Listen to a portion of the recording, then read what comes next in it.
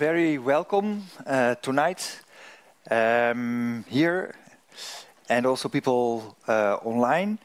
I'm sure that you know why you are here, so you know actually the theme of the evening. But I'm just going to read a couple of lines that were also online. Liberalism has been much disqualified in the last decade for its failure to provide people with a sense of collective identity and meaning. But for many people, liberal ideas themselves provide this meaning. Well, in this interdisciplinary exchange, we will discuss two books that are both just released, just published. And those two books explore the extraordinary rise of nativism in liberal societies, but also the possibilities of revival of liberal ideals in a changing world. Big words we're going to discuss and make clear what we mean with all those terms. Perhaps you're a bit surprised whom you're seeing here, because you might be missing two people. First of all, so there are some last-minute changes. First of all, we miss our chair, Luisa Bilasevic. She had to cancel. And we also miss Jolande Jansen, who was supposed to be one of the four discussants tonight, who is actually ill. So we have to improvise a little bit. I'm Jan-Willem Duivendak. I'm actually one of the authors of one of the books, but tonight I will be mostly moderating this discussion. And let me then also introduce the other people who are already on stage. To my left, Josip Kesic is a PhD candidate at the Amsterdam School for Regional, Transnational and European Studies, ARTES, at the University of Amsterdam, where he currently finishes his doctoral research on European peripheries, continuities, commonalities and conflicts in cultural stereotyping of Spain and the South Slavic region. Is that still the title? Yeah. He also... Don't like it? Or? Yeah, it's a bit long. No. He also works as a researcher and lecturer at the In Holland University of Applied Sciences. Besides political nativism, his interests include cultural nationalism and imagology. Yes. Imagology. Imagology. Good. He is one of the authors also of one of the books. And Tim, actually, who's sitting there to your right, is involved in both books. One as the sole author, and with the two of us, he worked on the book on the return of the native. And Tim is a researcher and lecturer at the Urban Future Studio, Copernicus Institute of Sustainable Development at Utrecht University, and he is visiting professor at the Center for Studies in Religion and Society, the University of Victoria, Canada. And then we have three speakers, three discussants, and I just go in this order. Matthijs Roduin is Associate Professor in the Department of Political Science, also at the University of Amsterdam, and received his PhD from the Amsterdam Institute for Social Science Research. His research interests are in parties, voters, social-political divides, and public opinion. Yeah? Good. Then Tamar de Waal, sitting next to him, is assistant professor at the Amsterdam Law School, also of the University of Amsterdam. She's the director of the Amsterdam Honors College of Law, and she also writes the In Den Haag column in De Groene Amsterdammer, tri-weekly. She specializes in multi-level citizenship, integration, civic education, and interdisciplinary legal research methods. And last but not least, Irene Stengs, who is a senior researcher at the Meertens Institute, part of the Royal Academy, and professor by special appointment of anthropology of ritual and popular culture, not at the UvA, but at the Free University of Amsterdam.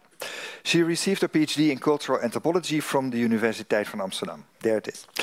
Her research in the Netherlands and Thailand focuses on popular religiosity, material culture, commemorative ritual, and processes of heritage formation.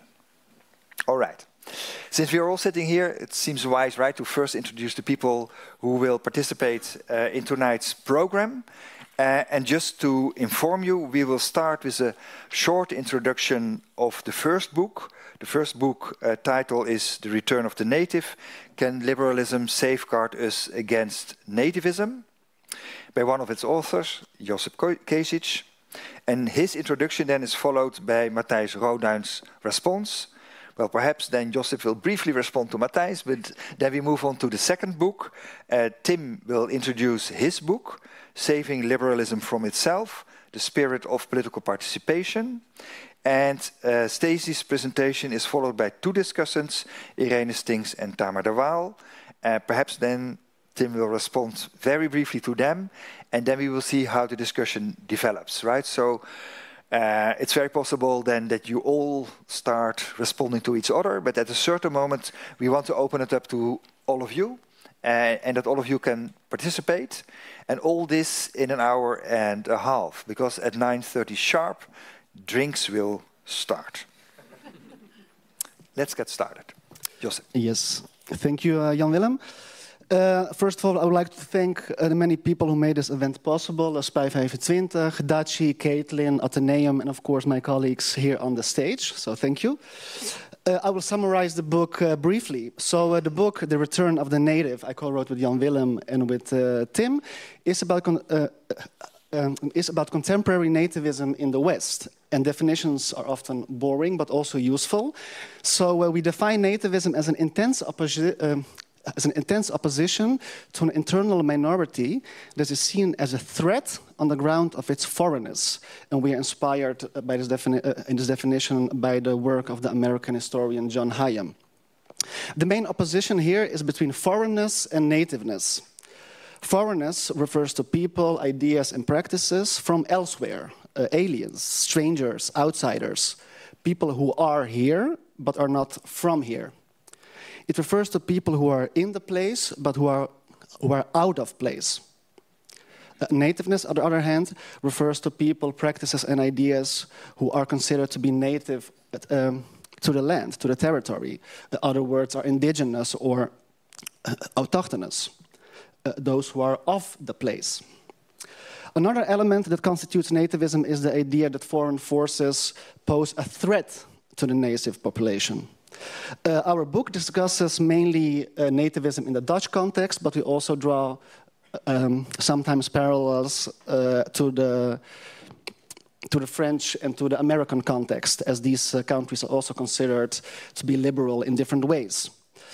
There are many types of nativism. The most prevalent flavor of nativism is religious nativism, which portrays the Islam and Muslims as a foreign import that differs from and undermines the essence of Dutch liberal culture. At the center of these cultural antagonisms are gender equality and sexual freedoms, especially tolerance for homosexuality. In this opposition, created by nativists, Islam is reduced to its most radical version and depicted in terms of oppression and backwardness, whilst Dutchness is often stereotypically defined as the embodiment of modernity, liberalism, and secularism. We're quite familiar with these, images. Particularly interesting in this liberal self-image is the role of Christianity. Whilst real existing Christianity in the Netherlands is ignored in this nativist discourse because it does not fit the secular self-image, so from moderate Christians to the Bible Belt are ignored, another version of Christianity is increasingly instrumentalized in nativist discourse. Christianity not as a religion, but as a general and vague heritage or culture or cultural identity.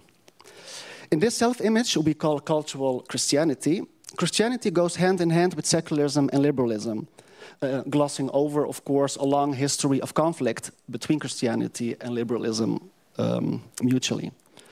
I don't know if you remember a funny example.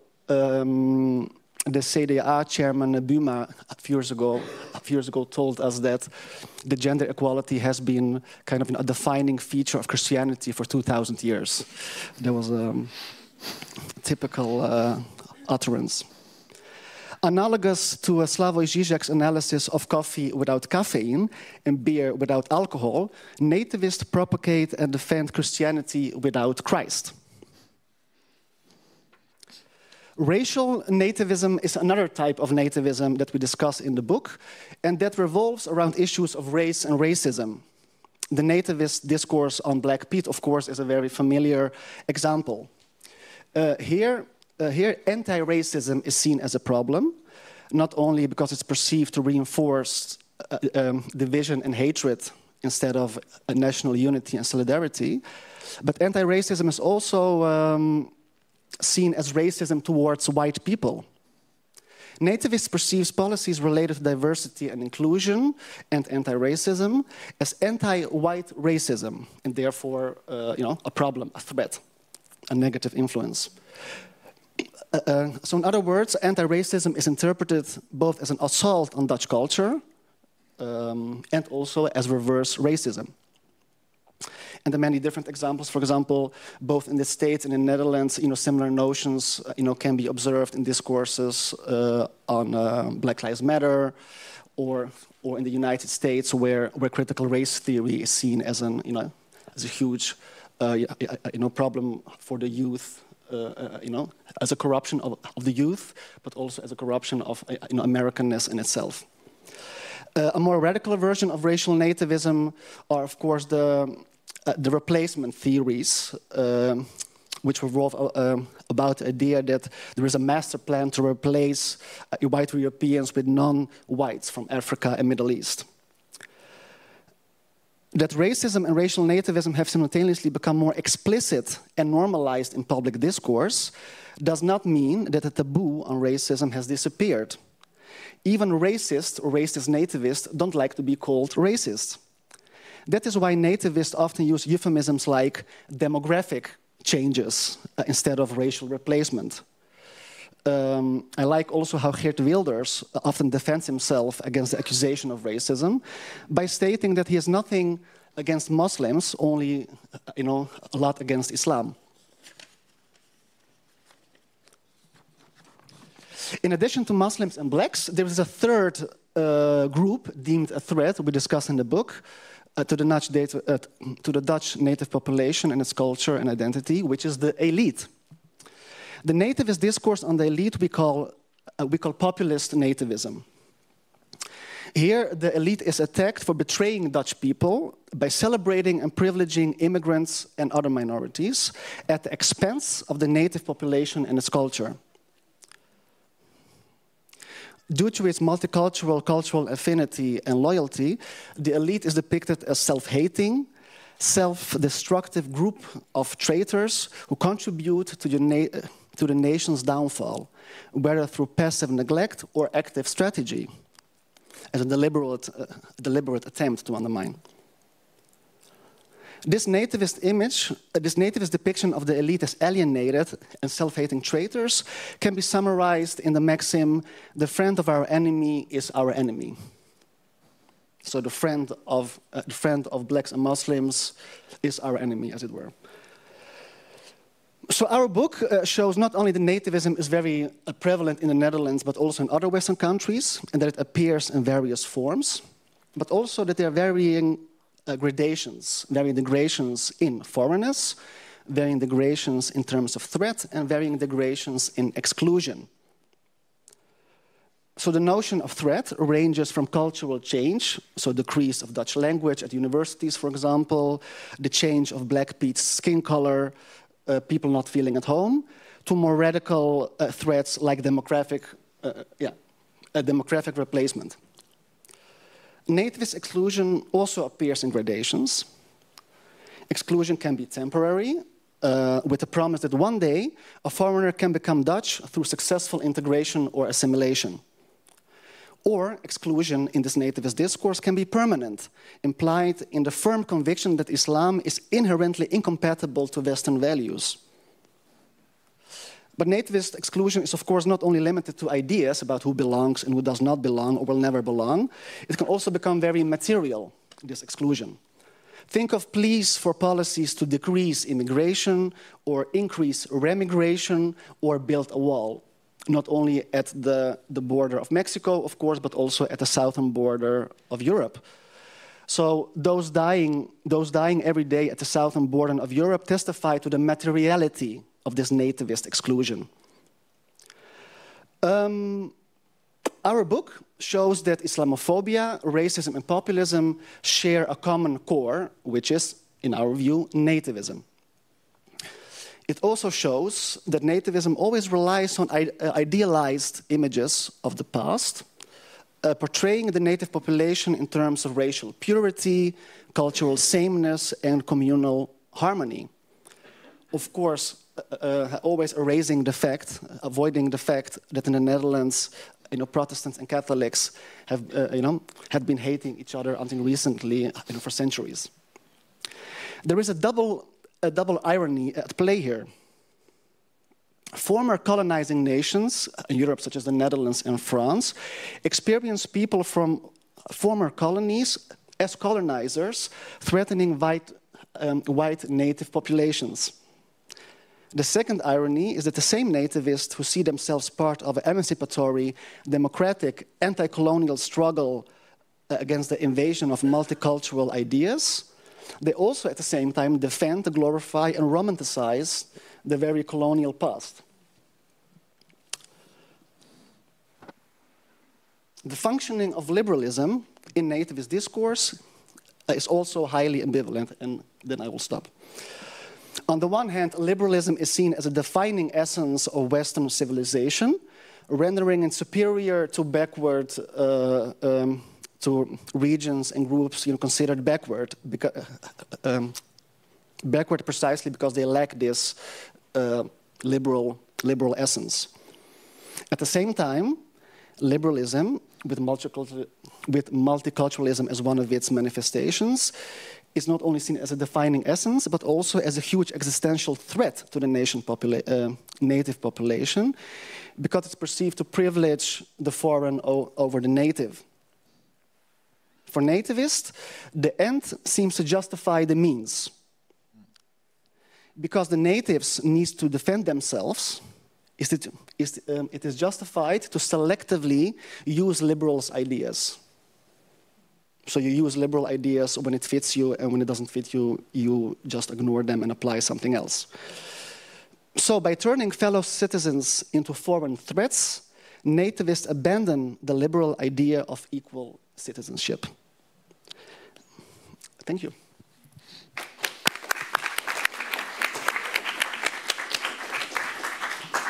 Thanks so much, Josip. Matthijs, what are your comments? Thanks. Thanks for the opportunity for me to respond to your book and to say more about it. I'm going to do 4 things. First, I'm going to pay a little, sometime I want to talk a little bit about the definition, but not too much, because you have already defined it, and it's a bit boring if we focus on the conceptual issues too much. Then second, I want to focus on one of the specific types of nativism that you've just discussed. Third, I want to explore why the success of nativism presents us with an interesting puzzle, and what that could also maybe teach us about the future. And finally, I want to focus on the future beyond nativism, focusing on your ideas about countering nativism. So first, the definition. Let me be brief. You have already emphasized what your definition is. There are 3 things, right? The native versus the foreign, or what is foreign, better. Foreignness as a threat, and exclusion as a way of coping with the threat, right? And what I like about this definition is that it is very general, and that it is very open to different types of nativism, like religious nativism based on race and based on populism. And I think that is very useful because it opens up the possibility to compare cases over time. So in the Netherlands, we can see how, for instance, the nativist discourse of Geert Wilders has developed over time. We can compare different politicians and their narratives. So we can compare Wilders to Thierry Baudet, to Ja21, but also to politicians in other countries. So a very general definition allows you to do that. Second, what I really like about it is the term foreignness. So, and you you emphasize that it's not just about foreigners, it's about foreignness. So it doesn't have to be people, right? It can also be something else. It can also be elites, for instance. And I will say a bit more about that later. And finally, what I like is the matter of degree approach. So you say nativism, you can be more or less nativist, or the narrative of nativism can be stronger or weaker. And I think that is very useful because we can say that some parties are nativist or not, but in some instances it's more useful to say that some parties are more nativist and some parties are less nativist. So let me move to my second point, and I want to focus a bit more on one of the specific types of nativism you discuss, and that's the populist nativism. What I really like about that is, well, we know that the populist radical right parties that we know, that one of the reasons that they have become so successful is that they have combined nativism with populism. So we have discussed nativism. Populism basically is the message that the good people is exploited or betrayed by an evil elite. So nativism is about the native versus the foreign. Populism is about the people versus the elite. And in most of the stories about this and about most of the explanations, the argument is that these parties have successfully combined the two narratives. But I think what you do, and I think that's really strong, you show how they integrate the two. So it's not just about combining the two, combining people versus elite and native versus foreign, but it's really integrating the two. And what I mean by that is that, and I think you make that really clear, the elites in this sense are not a threat because of their elitism, but because they undermine the national culture. So it's not their eliteness that is why they are despised, it's because they betray the natives, basically. And I think this also illustrates the contribution of your term of foreignness, that you can apply it to others than just foreign people. Also, on the other hand, I want to emphasize that it also puzzles me a little bit, because I think to some extent elites and, well, the other objects of critique, right, Muslims or people of another race or immigrants or whatever the opposition is against, elites is a different type. It's a different species. So I'm a bit worried, although I like it, that it might become too general of a definition. So focusing on foreignness, I think, is really strong because you can compare many cases with each other. But maybe in some instances it is too general and you lose the information about, well, the fact that elites might be different than Muslims, people of another race, etc. How much time do I have left? A couple of, yeah. The third point I wanted to focus on is the future of nativism. So I think what is really important is that the success of nativism presents us with an interesting puzzle. And the success, I mean that populist radical right parties have become much more successful than, say, 3 decades ago. To be precise, their vote share has increased from 5% to about 15% in Europe. So they have become much more successful. Another measure of their success is that center parties have also become more nativist. So, for instance, the VVD in the Netherlands has become more nativist over time. But also in other countries, center-right parties have become more nativist, and some social democratic parties have also become more nativist. So that is also, I think, a measure of the success of nativism. But what is interesting is that when you look at public opinion, people have not changed that much. So if you look at those 3 decades, people have not become much more negative about immigrants, for instance. These attitudes are relatively stable over time. So the puzzle here is, the question is, what has happened here? And I think that we have, that political scientists and sociologists have shown that to quite some extent, what has happened is that people who are more nativist have found their parties, so to say. Before they voted for the parties that they had ever voted for, the Social Democrats, the Liberals, etc., Conservatives. And now they have started to actually vote, and they have voted for parties that are that argue things that are in line with what they think.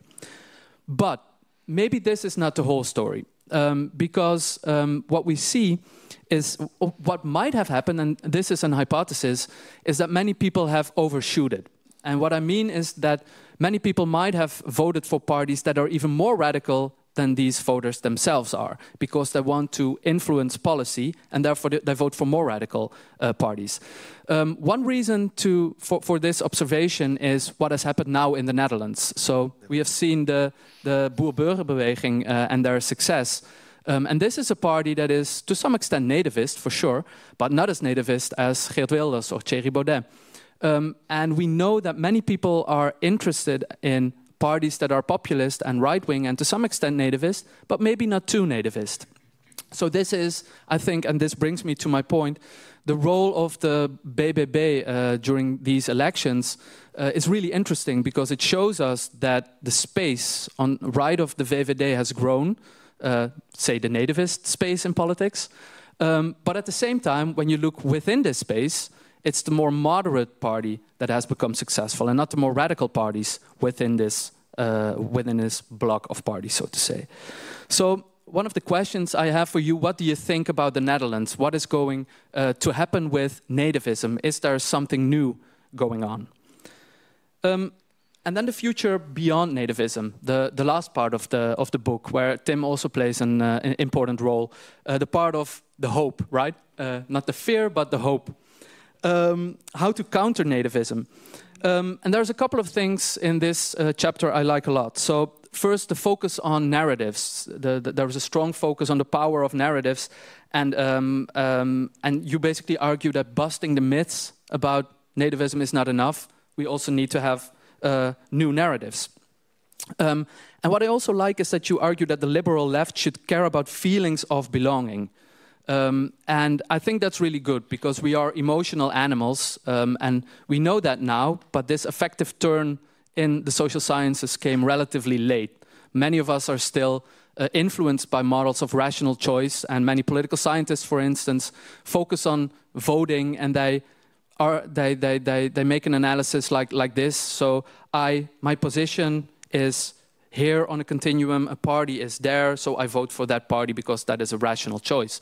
But there is, of course, more going on. We know now that people make very emotional choices, and emotions play a big role in their voting decisions. So I think it's really good to focus on emotions. And what I also really like is you argue that liberal stories need to be retold. Liberal stories have been told often, but they need to be adapted to new situations, and emotions should play a role there. And one of your conclusions is that politicians should start experimenting with new stories of liberalism, basically, if I summarize that correctly. And I think that is a very interesting approach, but my point is this ambitious enough? Does it go far enough? Do we only need politicians to focus on this? You presented a little bit as if it's a story about the liberal left versus nativism, but isn't it more a story of liberal democracy versus nativism? And doesn't that mean that these stories should not only be shared by politicians, left-wing politicians, but maybe wider? And how can that be done? That is one of the questions I was left with after reading the book.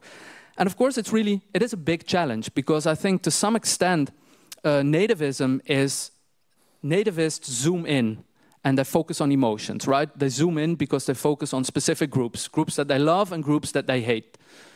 Love and hate already represent the emotions.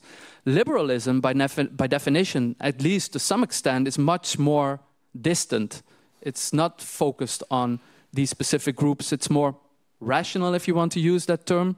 Tolerance, for instance, pluralism that is so important in liberalism, argues that we should respect and appreciate diversity. But that's a much less sexy message than the very emotional messages of the natives. So how to do that? How to make these messages attractive to a wider audience. I don't think that's impossible. I think, and you also focus on it to some extent, that perspective taking is very important, but that is also something that people need to learn. And my question to you to finish with is, to what extent do you think that, except for political parties, also, for instance, the education system or the arts could play a role? We know, for instance, that when it comes to the arts, that theater or even music or books, that they could reduce prejudice and effective polarization. So to what extent could, the old Greeks already used comedy and tragedies to educate people? It was not just for fun, it was not just entertainment, it was to keep the society together. So my question to you is, to what extent do you think that these stories, these liberal, left liberal or liberal democratic stories, need to be told beyond just the political arena? Thank you. Great, thanks.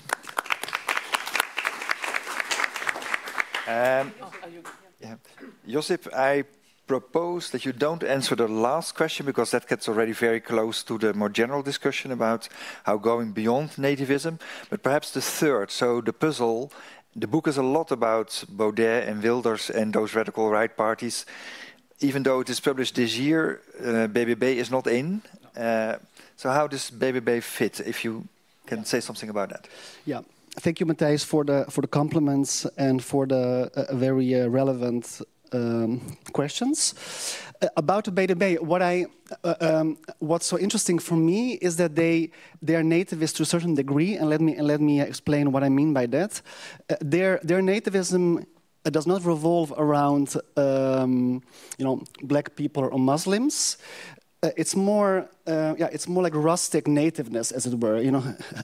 It plays with romantic ideas about the soil, about the traditional lifestyle, authenticity, tradition on the non-urban, rural areas. So this soil, the old Dutch traditions, and so on and so on. So it does appeal to the kind of romantic nativeness, rustic nativeness, as it were, without certain enemies as prevalent in other different types. Of course, totally obfuscating the bio industry, the huge money behind all these farmers. So I think they are nativist, but in a particular way, rustic nativeness, I would say. Let me see. Yeah. And I totally agree with your point that elites are, of course, in a different way seen as as foreign. Of course, the foreignness of white leftists through the eyes of nativists is not the same as Muslim imam, for example. So I think that the notion of foreignness is applicable, but it is deliberately a broad term, because they are seen as less Dutch, because they don't appreciate Dutch culture, Dutch media, Dutch language.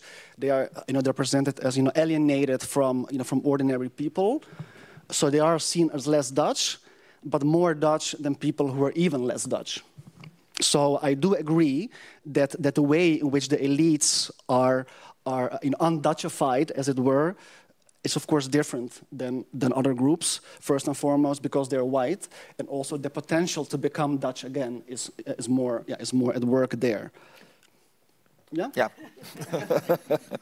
Thanks so much.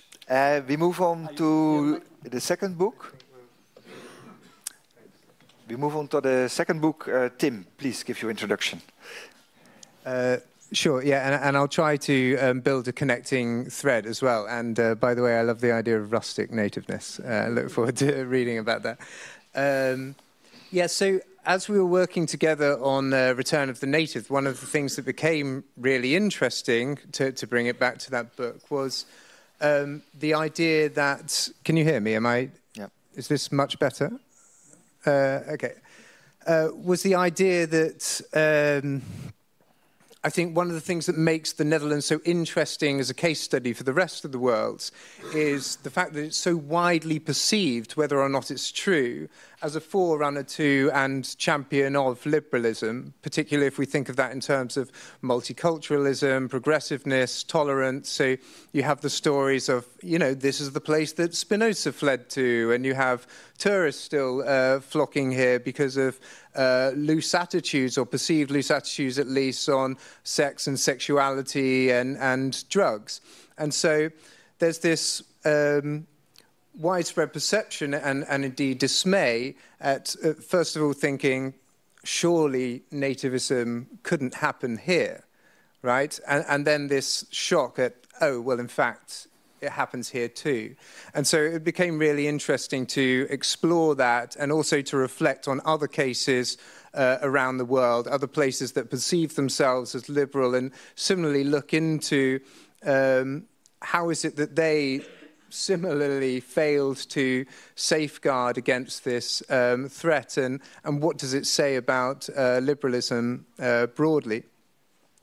So the answer that Return of the Native offers in the penultimate chapter mainly is that objective answers or objectivist answers, while not pointless, are not good enough on their own. So arguments to do with the economy, or to do with demographics, or to do with migration in themselves aren't good enough, and that it's much more important to, not necessarily much more important, it is equally important to reflect on the narratives that were being spun by nativists, and really understand the logic behind those narratives. My book, Saving Liberalism from Itself, I see it as coming from the other side of the coin, although albeit perhaps a slightly more controversial other side of the coin, which is that, yes, nativists were telling very good stories, but those stories were successful in a context in which other people weren't telling very good stories. So I wanted to reflect further on, why is it that liberals have lost the capacity to tell good stories? Is there something about the liberal project that leads us towards forgetting about narrative and ritual and other forms of meaning making? And how are we supposed to address that gap if there is one? And so, yeah, to some extent, already answering Matthijs' question, but I don't actually think that the book goes far enough in doing so. To give a kind of definition, if I may, very briefly, as I was using it, because liberalism can be defined so broadly, I think of it in terms of both an ideal and a process. So as an ideal, it's the idea that everybody deserves equal dignity regardless of background and positionality. As a process, I think of it as seeking to achieve that by creating a realm that is independent from tradition and belief, and from which policies can be constructed and delivered to people. And it's in that place that I felt liberalism is not wrong, but it's not enough. It's lost touch with this other aspect of what motivates us to act, and that's to do with the emotions and meaning making. And I think this is probably where I get a little bit more objectivist than Jan Willem and Josip, in the sense that I do think that people need stories. I think of us as sort of emotional beings that need meaning making. So yes, I think now is a time for stories, but I would also say generally stories are always and everywhere going to be important. I don't know if that's a matter for dispute. There's always a risk when you start from a position of criticizing liberalism for failing to tap into meaning making, that people quickly start thinking, oh, you're one of those that are going to try and take liberal ideals and just anchor them in ideas and meanings from the past, faith, flag, and family. And indeed, some of those people are criticized in The Return of the Native. Sorry, I forget which book I'm talking about. But some of those people are criticized in The Return of the Native as well, right? People who try to take liberalism and say it needs to be anchored in Dutchness or in Christianity.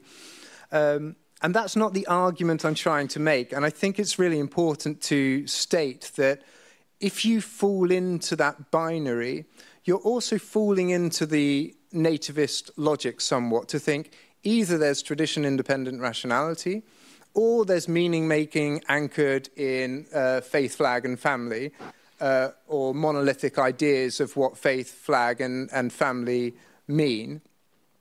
I like to think instead that meaning-making can be an ongoing process that we're all participating in. And it just so happens that, yeah, when your ideals seem to have won and be winning for a long time, you may often lose touch with the fact that you need to constantly be out there looking for the sources, reproducing them, and thinking through them.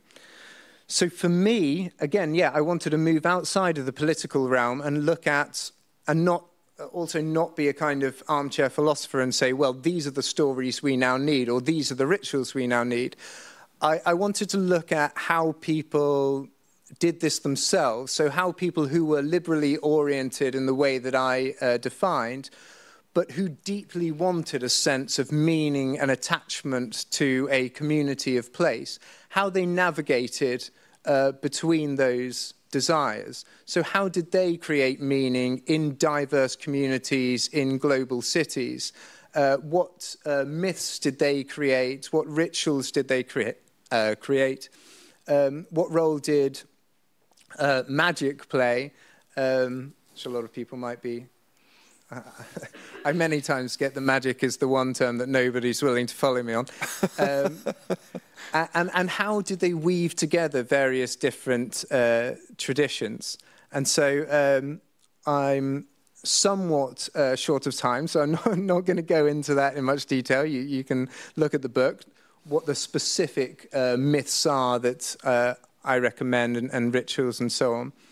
But I think two key arguments I'd like to leave you with, one for the political realm and one for those who are not politicians, are for politicians, it's simply not enough to assume that if we deliver policy through just procedures, we're going to carry people with us. People need to feel like they are involved in a narrative arc of inheriting from the past and handing over to the future, and that they're involved in shaping the direction and indeed curve of that arc, if that's the correct language. I'm English, so I should probably know the correct language. And then for those who aren't politicians, I also argue in the book that, you know, I'm working with these community activists, so perhaps I'm somewhat biased, but I don't think it's enough to work out what you consider to be the correct political stance, vote for the party that represents that, and then perhaps also speak into the public sphere or Twitter sphere about what you believe to be correct. I think it's also important to be actively engaged in your institutions and indeed in your local community, speaking with people, but more importantly, working with people who deeply disagree with you and building community with them. And I think that's the way to start saving liberalism from itself. Thanks.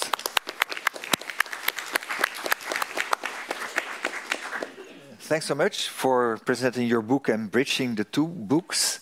Irene, your comments. Yes, okay, thank you. Can you hear me? Yes, yes, a bit strange indeed, as if you cannot be here, yeah. Okay, well, I've read Tim's book, and also the other book, by the way. And I must say, just for the audience, for an academic book, it's indeed an exceptional book in the sense that it's such it's not purely academic. It's actually how do you say, a call for engagement. And Tim, if I may, has done, yes, we haven't just met, but yeah, has done this specific and very, how do you say, humanistic almost fieldwork in these specific areas in London and Vancouver. And indeed, under specific people who are already committed and engaged themselves in trying to counter inequalities or complexities that they find themselves, or not themselves, but they are others, and to help people live with that and live together. So I think in that sense, it's really a very different book than your book, for instance, if I may say so, although you have those 3 chapters at the end. Yeah. Well, what I like about that, and here you find me with you, is that what you do actually by trying to show how people in engaging with each other in this kind of community settings actually create and find what you call myth and narratives, ritual or ritual meetings, and then indeed also magic. Yeah, I'll come back to that, yes. And there was another one, rituals. And, well, I think these are the most, these are the most important, yeah. Well, but I'm with you here because what you do is actually, by highlighting those dimensions, is shifting, I would say, the gaze, the blik in Dutch, yeah. So, and actually you show that what's usually or very often highlighted in, for instance, political parties' narratives or in this nativist argument is actually also a selection. And you make another selection, if I may say so. Because what your research shows is that while people engage in what they're doing, they are always engaged in telling and sharing narratives, creating important moments, meaning making. So it can be highlighted. It can be more. It can be also more brought to the public. That's what I felt. That was actually very clear from your book. Well, then I would like to go a little bit into this idea of the magic and the magic you say. So it's important. He makes it a point that he doesn't mean witches and things like that. Yeah, okay, fair enough. But magic, you say, magic is a feeling. And okay, yes, I agree, magic is a feeling, but it's a feeling, I would say, that can come into existence or that people can experience that feeling by experiences. So I was wondering, actually, isn't it also the practices that in the making that people create this magic themselves? You see? And actually what you mean by magic, that may be good for people here to a bit of explanation more, is that this element of wonder or awe or something special has happened to them, and that because of that little thing that happened to them in this context with other people, humans, the world has changed a little. So it's actually this creation of hope and meaning-making that takes place in the moment, in these settings, and to which people are really committed. I was wondering if that... So that was one thing. Okay. I don't want to talk too much, but still a few points. I also thought, and here so I'm also connected with what Matthijs said, I was wondering, you're also important for your, you bring in rituals, various forms of rituals. One of them is public dramas. And then I also had to think of actually earlier theater, street theater, for instance, emancipatory theater, as for instance, developed by Brecht, or well, there are quite a few also Eugène van Erven in the Netherlands, who has been also working on this street theater actually the arts, actually involving the arts in making this possible, let's say, to create this possibilities of hope and directing the case away from this negative form of emotion that is so much prevalent in present-day West European or maybe also United States politics. Last point. Okay, last one. Yeah, okay. That's actually a more general point to connect, because actually, in the end of the native book, yeah, and the idea is, the suggestion is that a counter narrative should be made, or a counter, yeah, by just creating practices of belonging, as you that actually would focus on multiculturalism, progressiveness, and tolerance. And I was wondering, okay, these are the three elements that actually are the leftist dimensions, which is the right blames the left for doing that. And then actually, apparently, in trying to counter this nativism, you need this left, how do you say, these left high values. Do you see what I mean? So how do you solve that? Yeah. Especially because an important emotion which is not mentioned in the books is actually this emotion of, well, how do you call it? I thought I had it, resentment. Yeah. And how do you overcome resentment? By just repeating the left values. Yeah. Thanks.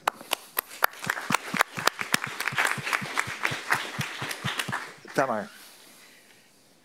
Yes, I think, Tim, if I may, you wrote a great book, so congratulations on that. And I think that in the book you ask the million-dollar question, which is, how can we uphold the liberal state? And what I really appreciate about the book is that it is, at its core, non-reactive. And with that I mean, much of our work, and then I include my own work, is reactive or response to, say, nativists' interpretations of civic education or civic integration or populist politics and rhetorics. And I don't think this reactivity is unjustified. However, I think it is also important to ask the question, how then to do it? And I think that question could even be more central in a lot of our work. So Tim argues that liberals have not invested enough in liberalism by not investing enough in myths, rituals, and magic. And in the book, he explores the ways in which these concepts can still be deployed by liberals without damaging the values of liberalism or the liberal state.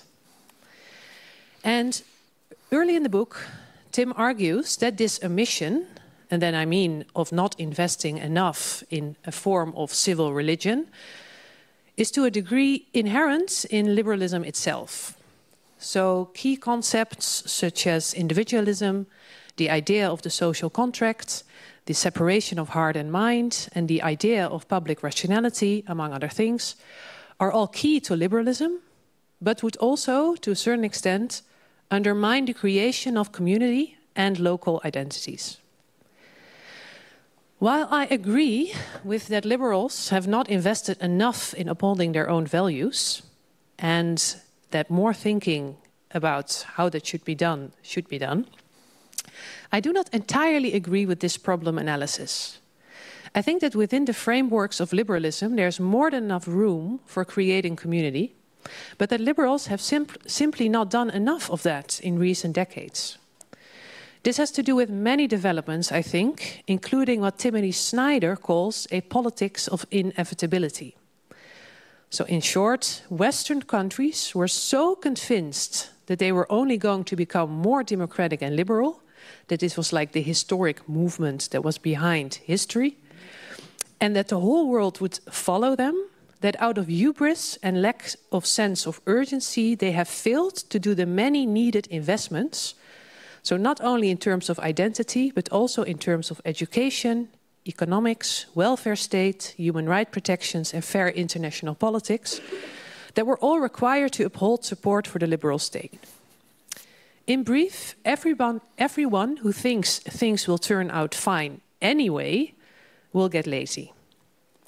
Perhaps we agree on this, actually, since your book is precisely trying to uphold a liberal community in which individual dignity is central, but by using myths, rituals, and magic. So the combination is also possible, according to you.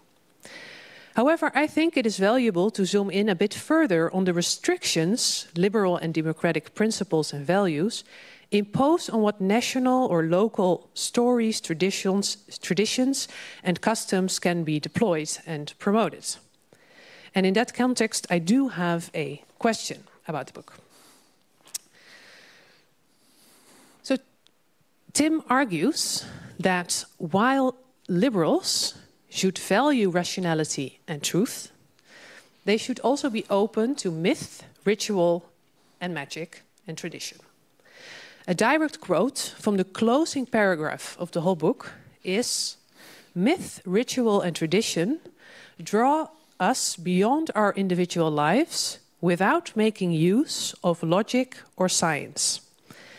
And while reading this sentence, amongst others, I do feel skepticism.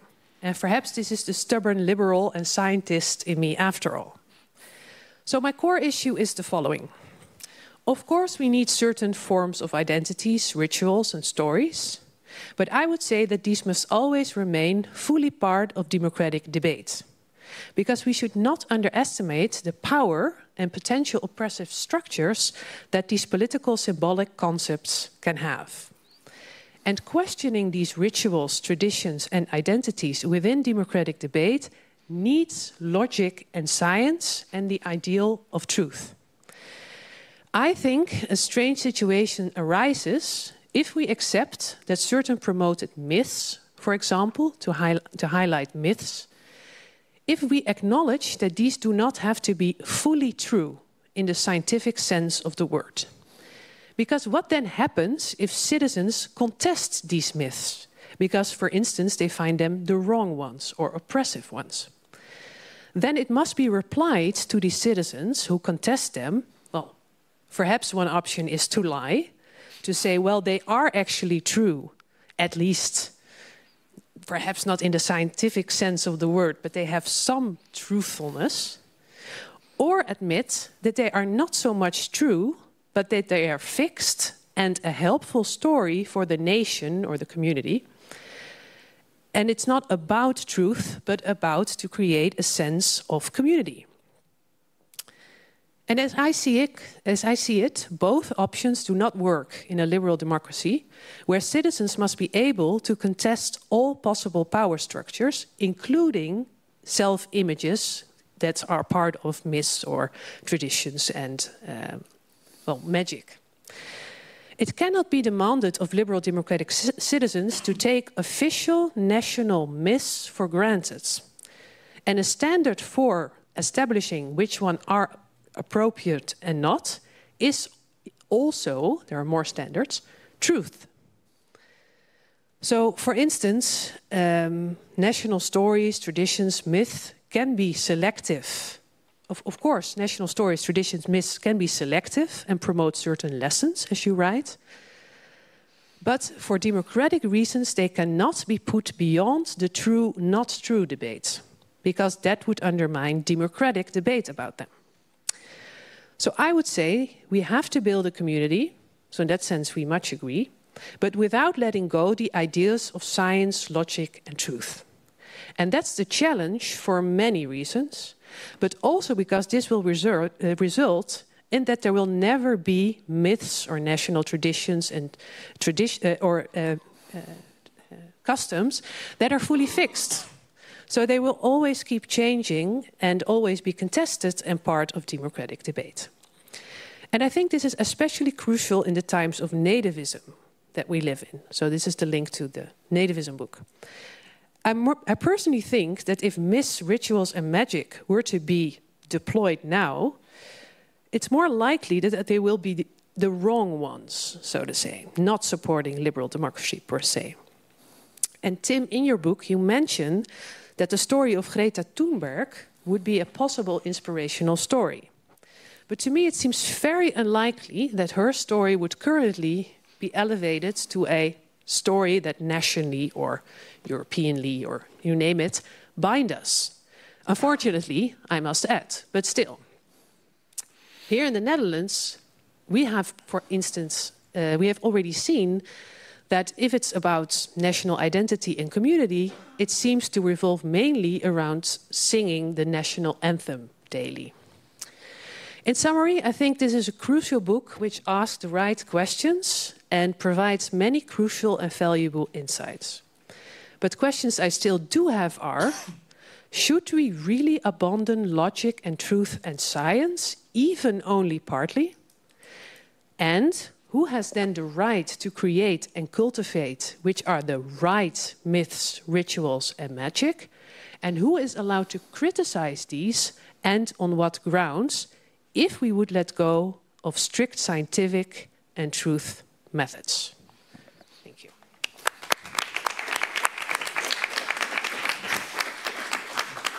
I can imagine, Tim, that you want to respond to both of them. Perhaps, is it imaginable to have a democratic debate on magic?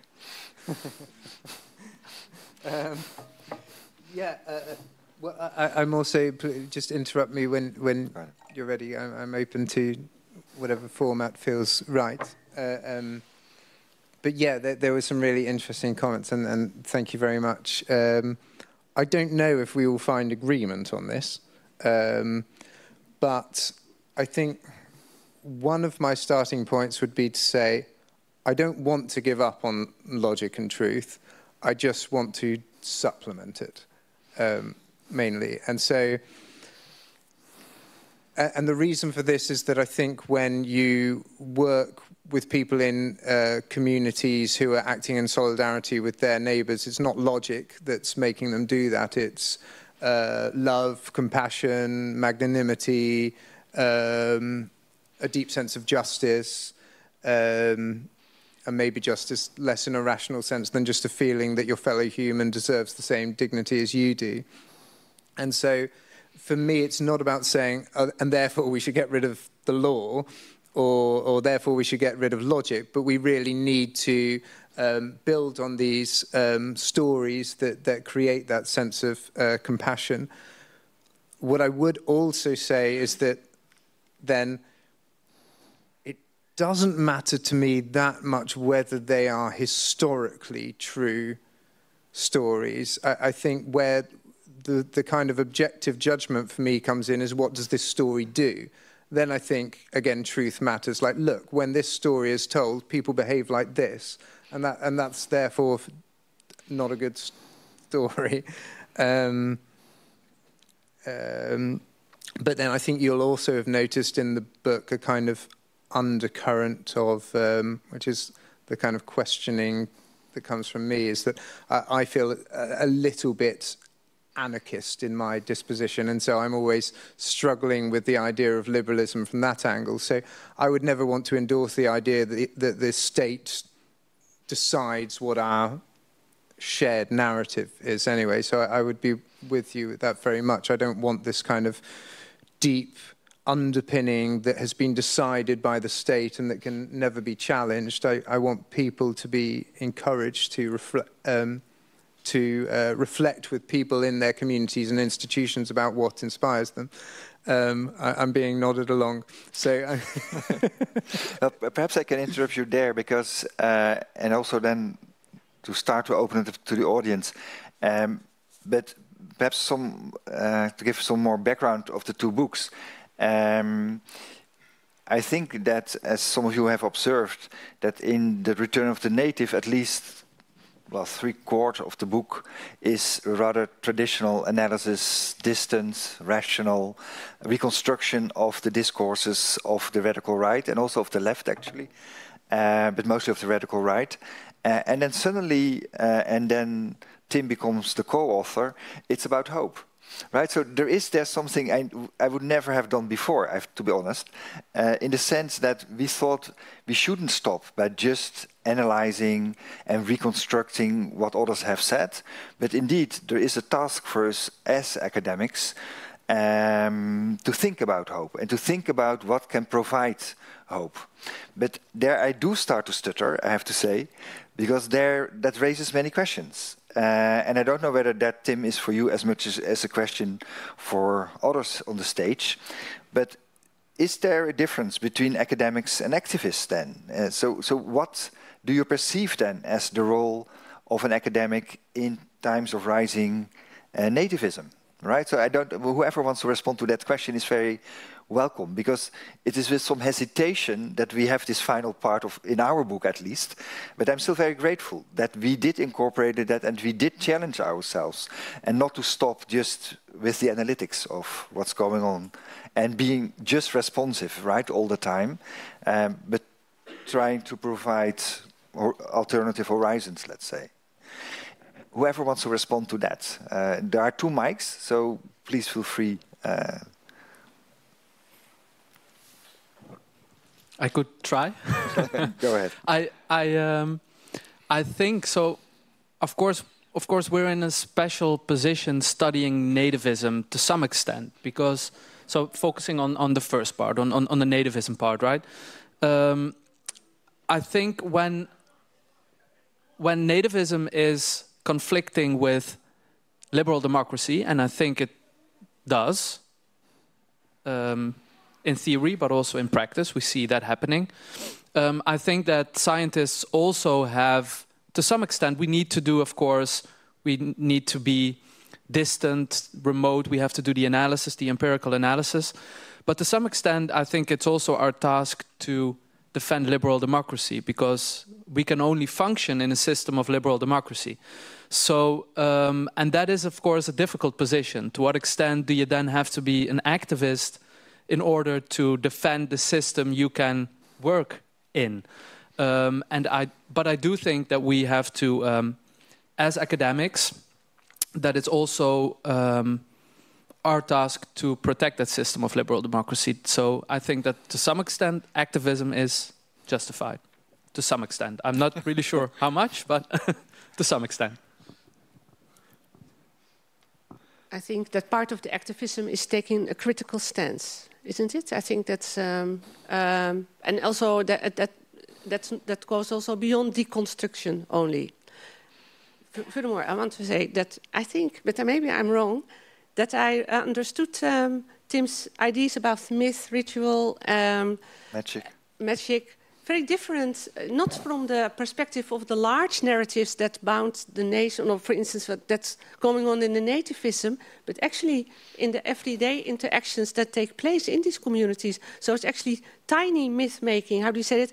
So actually what your book shows to me is that people are always engaged in rituals. And so it's a very different way of, possibly I understood that very different, maybe wrongly, from how you perceive it, or maybe I'm wrong.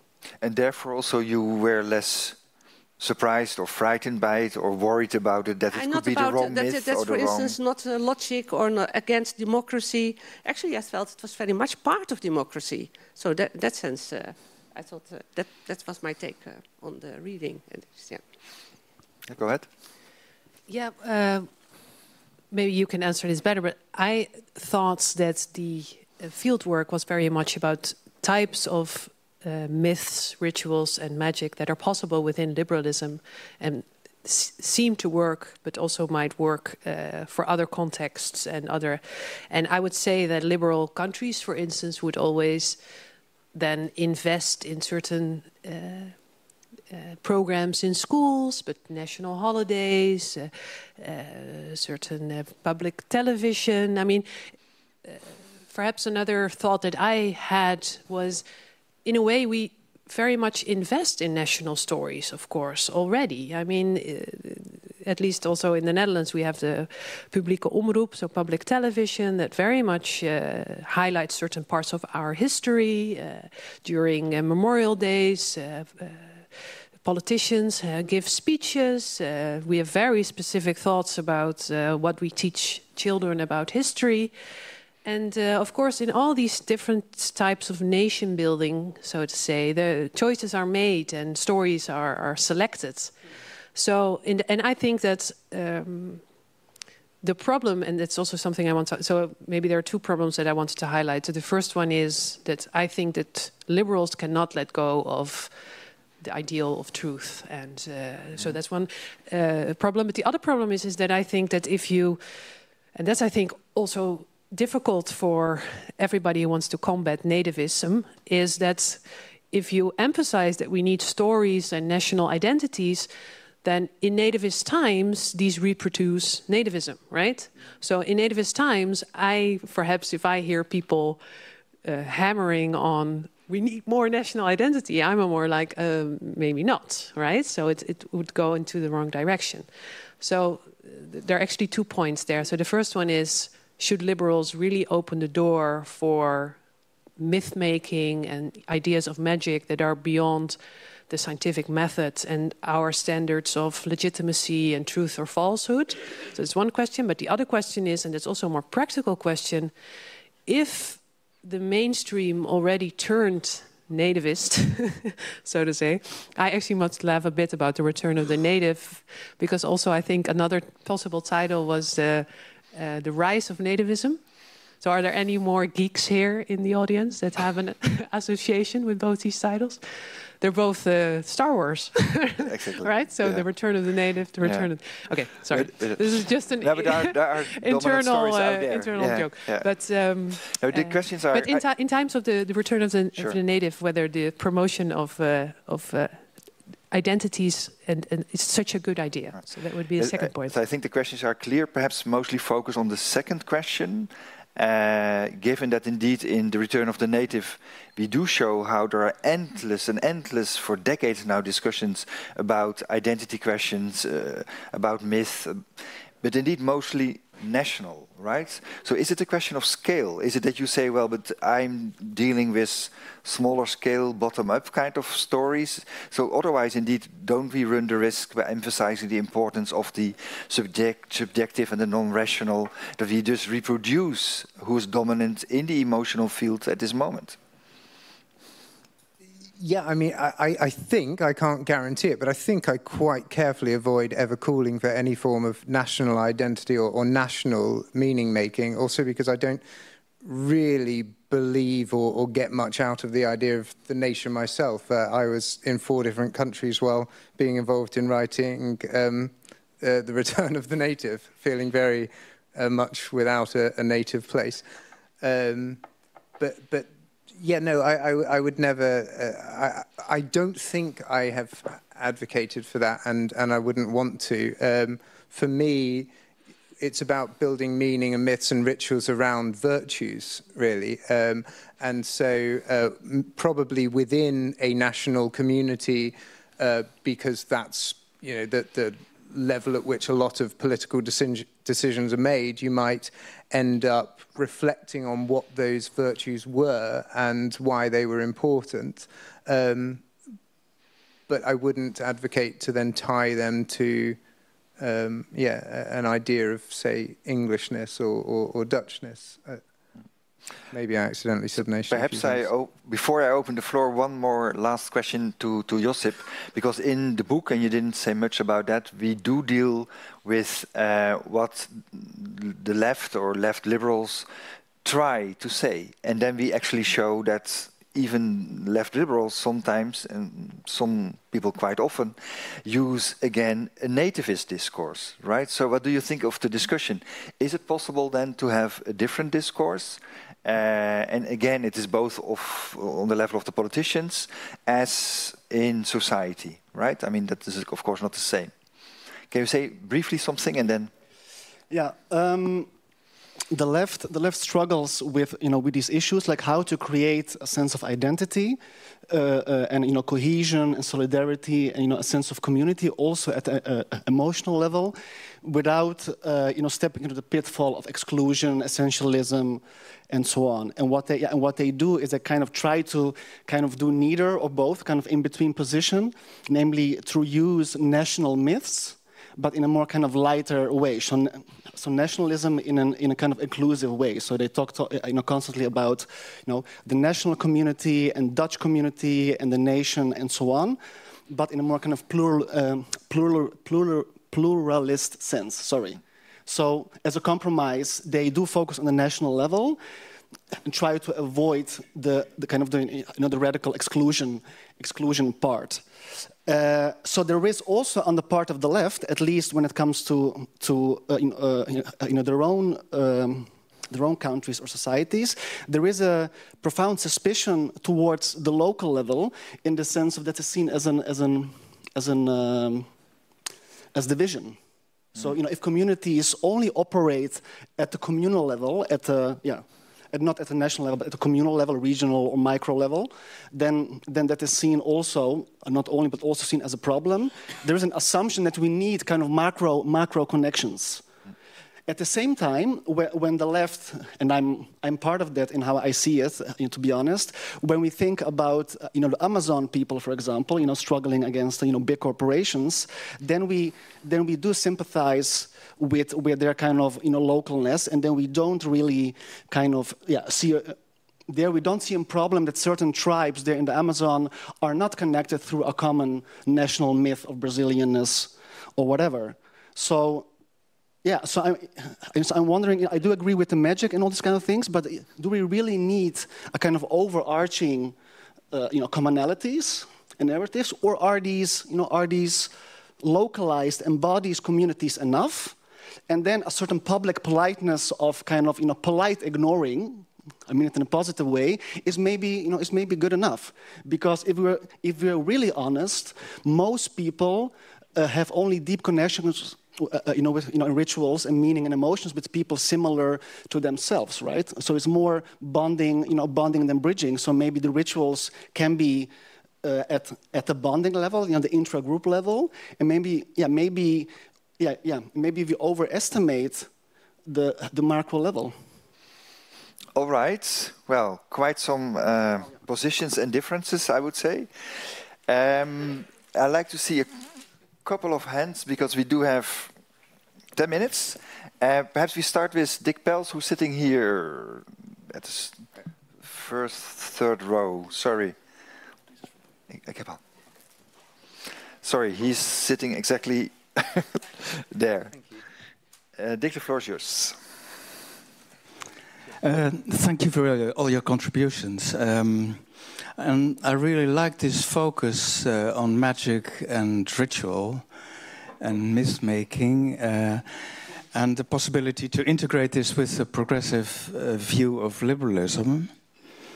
If you just think about what happened in the early 60s, 50 meters from here, around the Lievertje, where the anarchists such as Robert Jasper Grootveld and the Provo's invented rituals and stuff, magic and stuff, combined this with a new view of liberalism, of individualism, this very, very progressively connotated. And I think there's a real promise in changing the liberal story into something that could really effectively be used against the new fascism. All right. And a question? But I do have a definitional question, I'm afraid. There are two words that weren't mentioned very explicitly during your contributions, which are nationalism and patriotism. So what is the exact difference or connection between the native or nativism and nationalism? And what is the connection between nativism and patriotism? Great. Josip has some time to think about this, and we collect questions, and then we go back to the people on stage. Emma is sitting there. Sorry, I know some people, and therefore I mention names. Yes, please. Thank you very much for the discussion. I haven't read the books yet. I'm reading The Return of the Native.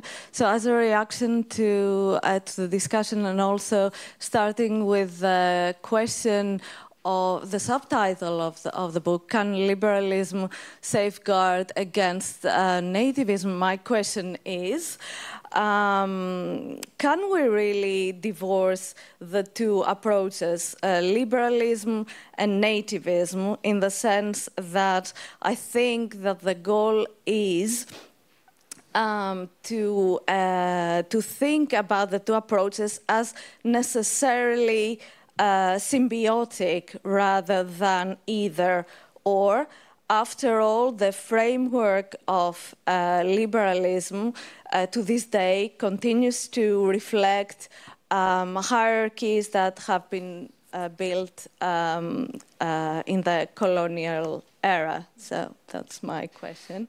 Thank you. Thanks. And then two more people, one in the back and then one here at front.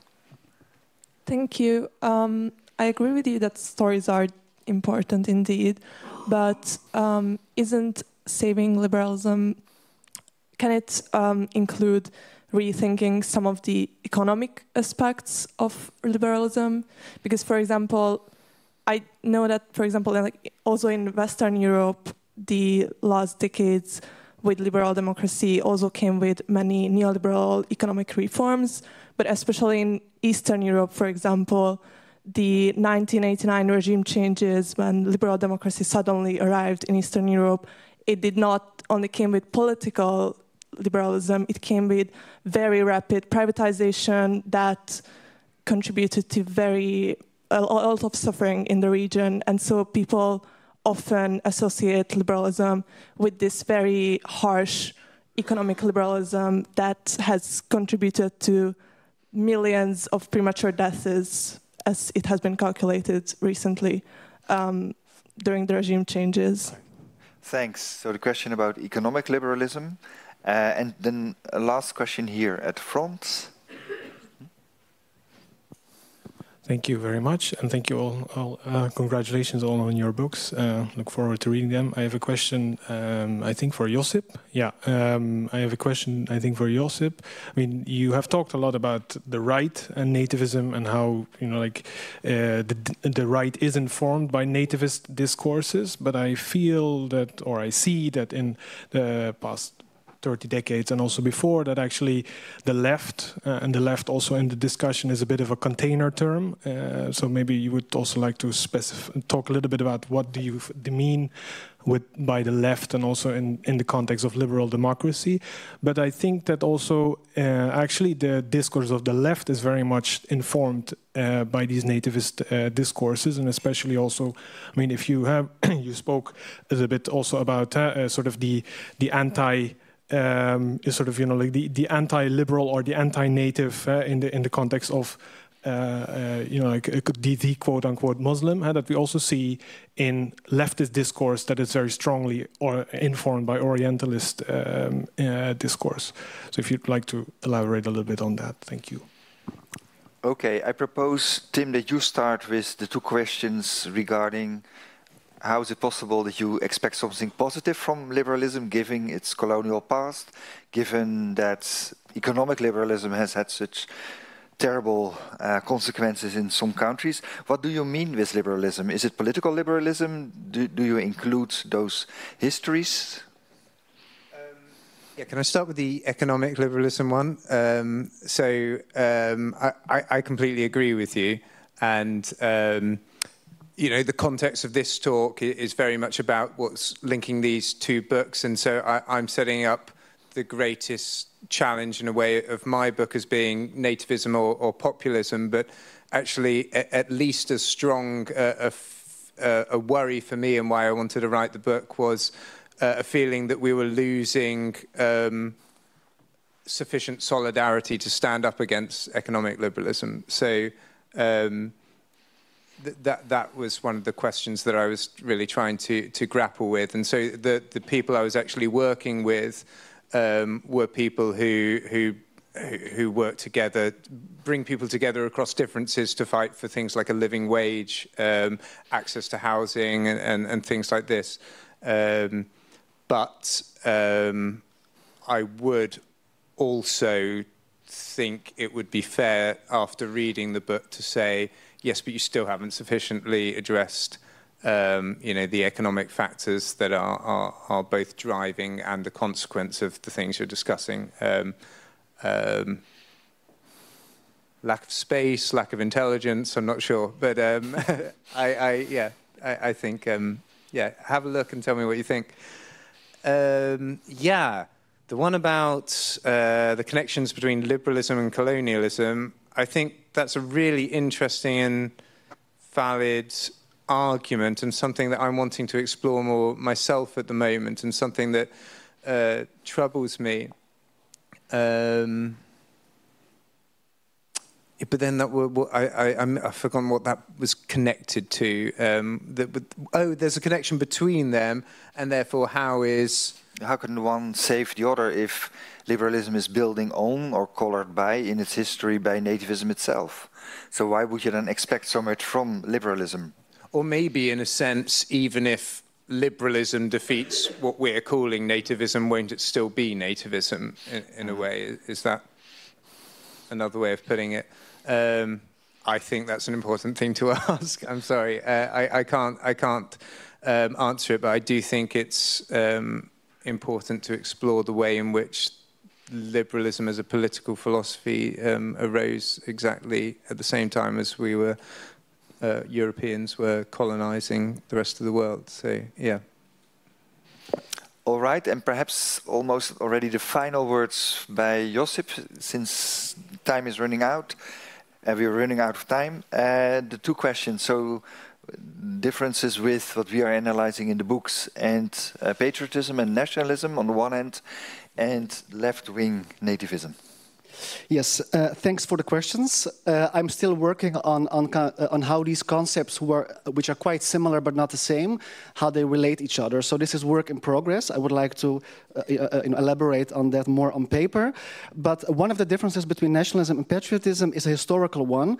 I think patriotism started mainly in the 18th century as a democratic kind of movement, whilst nationalism started a bit later in the 19th century, which is more ethnically oriented. That's the historical difference. I really simplify it. Another more pragmatic difference in how these terms are used generally, and this applies really in Spain, in Croatia, in the Netherlands, in America, and so on, is that if you wanna defend, if you wanna propagate national identity without appearing a racist or a xenophobe, then people often use the word patriotism, because nationalism is a bad thing, right?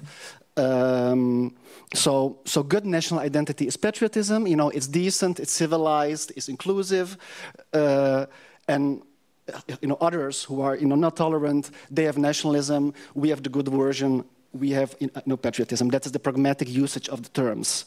The difference between nationalism and nativism is that nationalism inherently involves the state. So nationalism is an ideology that embodies.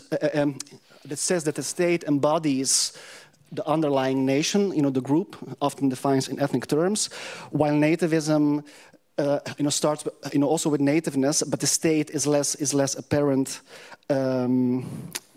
Is less apparent there, conceptually speaking. You could also say that at the core of every nationalism, there is a kind of ethnic group, which is seen as more belonging to that nation than others, right? So there is a hierarchy, a pre-state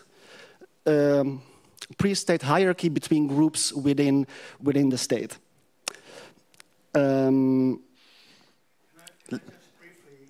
Very brief. Yeah. Because of course there's a political motive.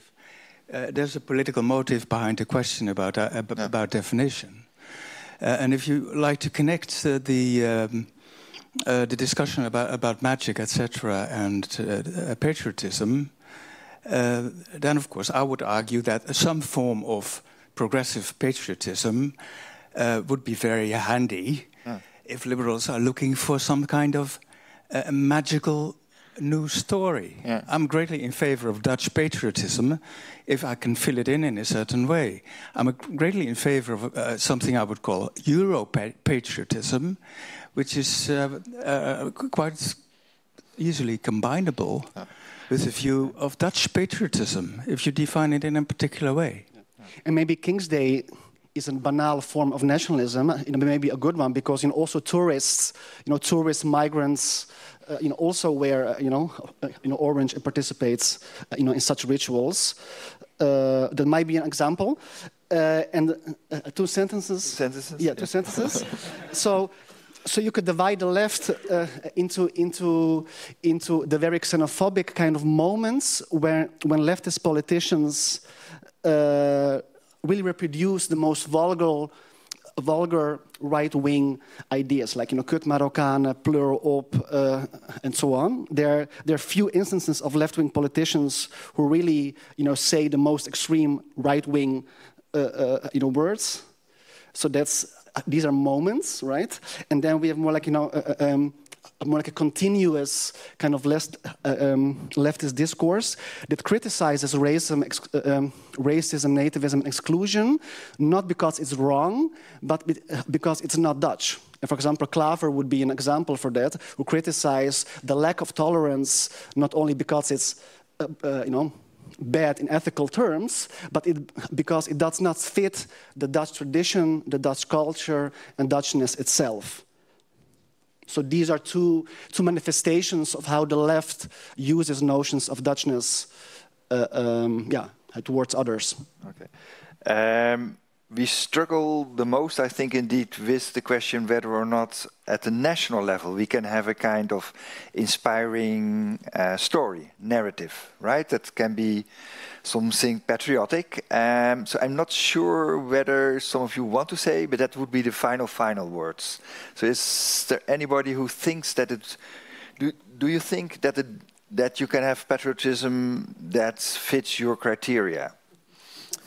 Well, I very much agree, actually, with Dick, who says that we do need it, I think, to a certain extent. So in that sense, I think your book is also asking the right questions. I mean, you can, of course, debate identities and how they emerge on many levels.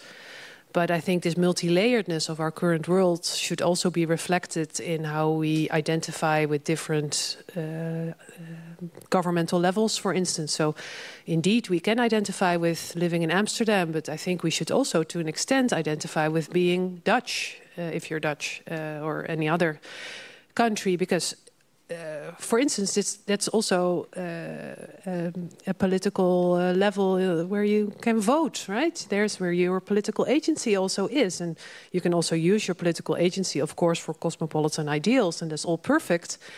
But I do think it's an important political layer that's just a fact. So in that sense, I would say, of course, we also need to invest. I would not say that we only have to invest in the national identity or national identification. I think this multi-layeredness is actually a way of giving some air to all these different identities. It also, if you say that you can be from Amsterdam, from the Netherlands, from Europe, but you can also be a world citizen, but you can also have all other types of identities, this also shows that it's all combinable and that it can all be used for certain political ideals, that it doesn't conflict with each other. I think that all can be very productive, but of course, it should be done in the right way. And that is, of course, the very difficult part. Right. So, and also I think what Matthijs said in the beginning is something that we also did not address fully yet, but I think is very true. And that is that an exclusionary, more fixed story is always more easy to tell than a very nuanced, multi-layered, open story, in which you also have to accept others that are not very similar and foreign, perhaps. I mean, some people perceive others as foreign. I mean, that's also a fact. It's more easy to say that when we start with drinks, that we have to discuss what is then a non-nativist narrative, non-nativist national narrative. Because then, that's not a positive story. It's a non-nativist story, and I think we might agree on that. But what then is that positive story, right? That is not just denying what is, or fighting against what is mostly dominant out there. So that is what you have to do during the drinks. But before we go to the drinks, I'd like to thank the people sitting here, Josip, Matthijs, Tamar, Irene, and Tim.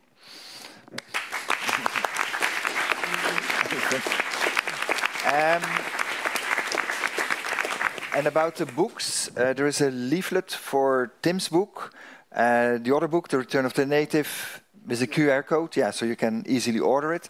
The Return of the Native is for sale, and there's something strange about that, actually, because the book has been published and is already out of stock. So these are not the final copies because they are reprinting. And you might say, well, that's wonderful, it's already out of stock. But publishers these days only print 100 copies. And those are out of stock. So either you buy it here, you go to Amazon, they have 3 more copies left, or you wait till mid-April, because then Oxford has, again, copies. But the easiest way is to buy it here. Anyway, thanks so much.